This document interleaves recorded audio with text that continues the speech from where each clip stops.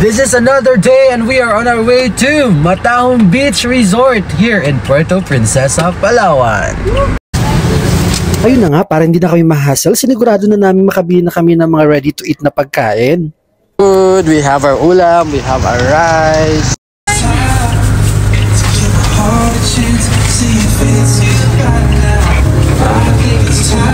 Dahil yung special ano namin dito, special child, walang panty.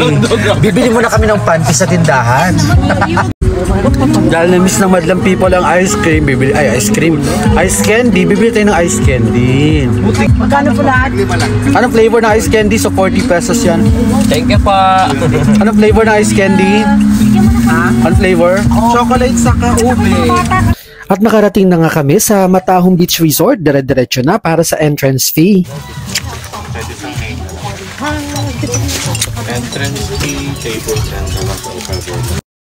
Eh, syempre takot ka sa mga pagganto. Pag inalog ko pa to, lalo ka matatakot. Naku, kababa niyan. Ganun dapat para hindi lang ako yung hulog. Dapat may madadamay. At ito na, sisimulan na natin yung pang-aasar natin sa masarap nating asaring kapatid. Ayun na. Mabating kita na candy. Kaling kita. Ayun na, we're arriving. Ay, ang ganda ng dagat.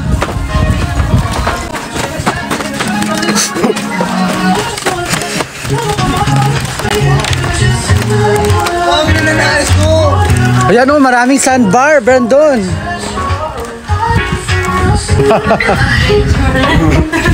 Naman eh.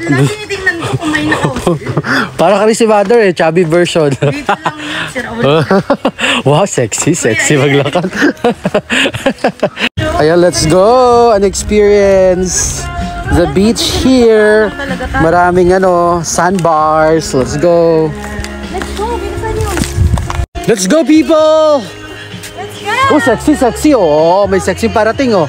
Oo, sexy, oh. Wow, sexy, oh. Oh, paano tumakbo yung sexy? Wow. O, diba? Kaya ang sarap-sarap niyang asarin. Wow! Ang sarap naman dito. Puntahan natin yung mga people doon na layo nila, oh. Let's go! Paano mag-enjoy si Jollibee? Ay, paano? Enjoy. Wow. Paano mag-enjoy si Jollibee? Wow, takbo. Wow, higal na agad. So guys, ayan, nasa gitna na tayo. Grabe.